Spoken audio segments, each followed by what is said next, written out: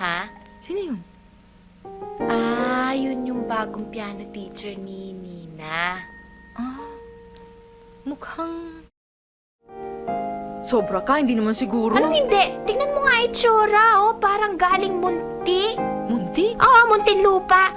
Tingnan mo pa. Ah, may tattoo. Hindi ka matakot niyan. Huh? Remember what I said, huh? Be good and be nice to her. Okay? Good morning. Good morning ho. Yeah.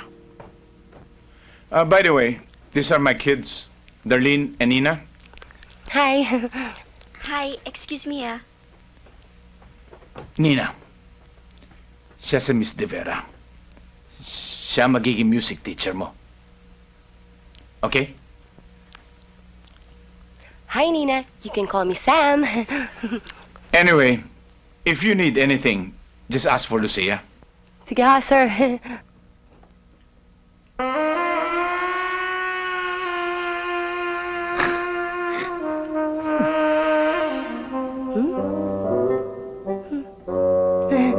Gusto mo pumunta na tayo doon?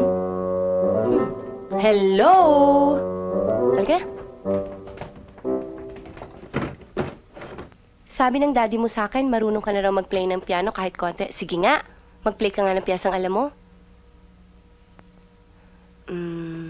Okay. Okay. Marunong ka bang bumasa ng notes?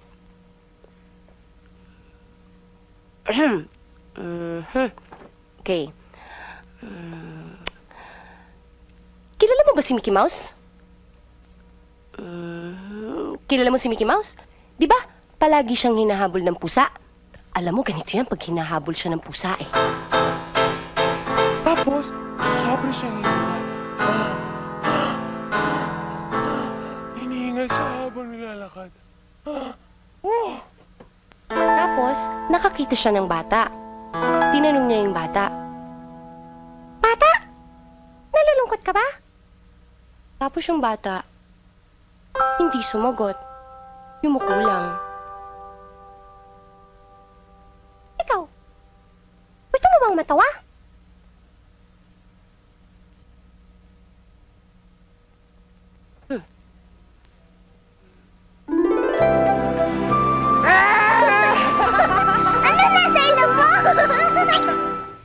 It's about time Sandra becomes my legitimate child.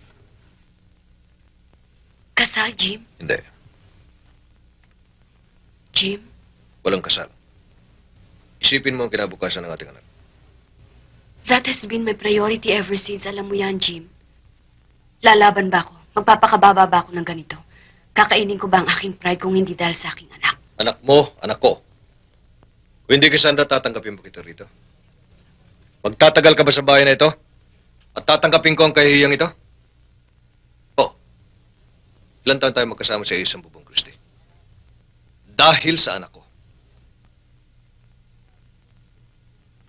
Kung hindi kasal, ano, Jim?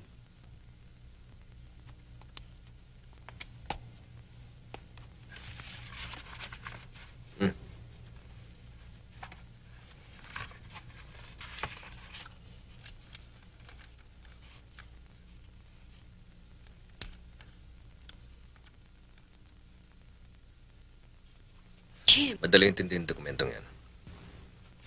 palalabasin mong tunay siyang kapatid ni Roxanne at Panganay namin ni Miding. yun lang ba ang paraan? Sa batas ngayon, magkapantay na ang legitimate at illegitimate children. Kailangan pa ba ito? Mas malaking bahagi ang mapupunta kay Roxanne sapagkat siya ang tunay na anak namin ni Miding. Ang gusto ko, pagpatay na ako, pantay lamang sila ni Sandra.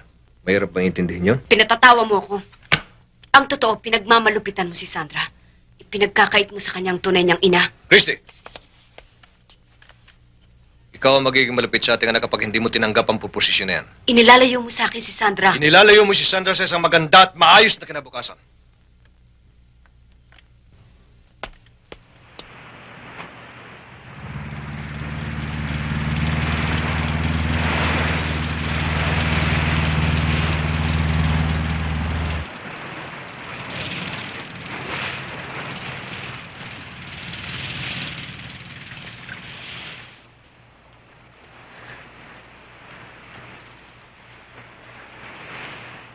Hi.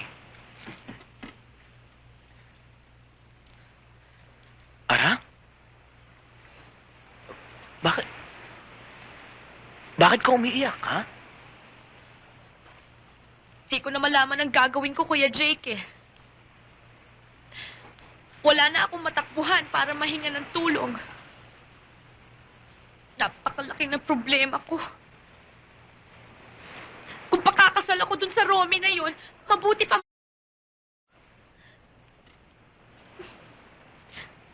Iisa na lang ang natitirang paraan eh. Kaya lang, Sabihin mo sa akin. Ano ba ang iniisip mo? gusto kong maglayas. Saan ka naman pupunta? Ha? Kahit saan, basta malayo. Yung malayong malayo, yung hindi ako masusundan ng daddy at mommy. Ayokong pakasal kay Romy eh. Tumanggi ka. Pero huwag ka maglalayas. Delikado, lalo na sa edad mong yan. Baka kung... Bakit ba ang hirap kausapin ng iyong ama? Sarado ang isip.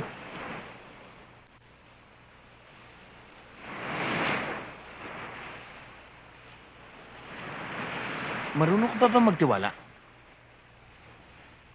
Kuya Jake, Sumama ka sa akin. Sa Maynila, itatago kita. Ilalayo kita sa iyong ama. Pero, temporary lang. Basta ang importante, makalayo ka rito.